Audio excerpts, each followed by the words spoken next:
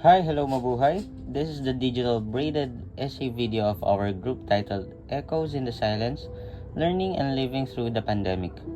We welcome you into our shared story, a story shaped by quiet rooms, glowing screens, and the unspoken weight of a pandemic that reroute our youth. They say the pandemic was a pause, but for us, students, sons, daughters, and siblings, it was deepening. A time of learning not just from modules, but from loneliness, fear, four walls that we called home. Here are the members of our group. We are Marian Flores, Erickson Reyes, Rainier Bench Igot, and Joey Sebastian, senior high school students who lived through the pandemic in different ways. But with the same heart, we are not just names, we are students who carried school in our hands and family in our hearts. This is our woven truth. We weave three symbolic strands: our life memories, the social realities around us, and the cultural echoes that remind us we were never truly alone, even in silence. We draw strength from Filipina writer Cecilia Brainerd, who wrote of childhood in wartime. She reminds us that crisis is not just lived, it is remembered, retold, and woven into who we become. And now, this is our woven story: screens, silence, family, and finding our way when the world went quiet. This is Echoes in the Silence, learning and living through the pandemic. We draw strength from They told us senior high would be the best year of our lives, full of laughter, classrooms, and memories. But the pandemic rewrote our stories. Suddenly, home became our schools, our refuge, and sometimes our struggle.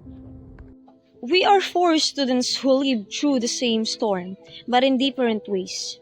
This is our woven story of screen, silence, family, and finding our way. My world shrunk to this screen. I'd sit for hours, listening to voices through a speaker, staring at black boxes where my classmates used to be. Sometimes I'd mute myself just to cry. I wasn't falling, but I felt like I was fading.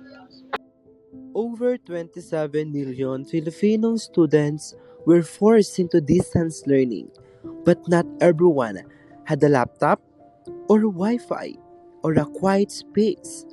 For many, home was not a classroom, it was a shared phone, a battle for bandwidth, and a silent struggle. My father never stopped working. I became a student, a tutor, and the tech support of the house, all at once. I felt stretched thin, like I was failing at everything, but we never talked about it. We just kept going. Like Brainerd's generation, we weren't soldiers, but we were survivors. Our battle was isolated, our trauma was silent. Crisis doesn't just happen to you, it happens inside you, changing how you see the world and yourself. I miss my friends so much in AG. We would chat all night, but it was not the same. One day, I climbed up here and just whispered a scream. That's when I knew we were all grieving for lost time, for hugs, for the senior high we imagined. The system asked us to adjust, but who adjust for us? Modules piled up, deadlines blurred. Mental health was a buzzword, but health was a privilege. We weren't just students, we were caregivers, earners, emotional anchors. The pandemic didn't pause our lives, it multiplied them. In all the chaos, my family became my calm. We ate together, no phones, no modules. My lola told stories, my dad cracked jokes. For a while, we weren't stuck at home. We were home. The pandemic took a lot, but it gave us the time back to the reality to see each other. Filipinos have always found light in the dark, in war, in disaster, in pandemic. We turn survival into solidarity. We check on each other. We shared what we had. Our resilience isn't just about enduring. It's about remembering who we are, even in silence.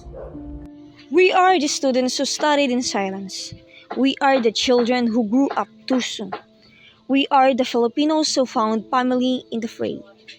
Our stories are braided, not just by struggle, but by strength. And in every echo, we hear each other.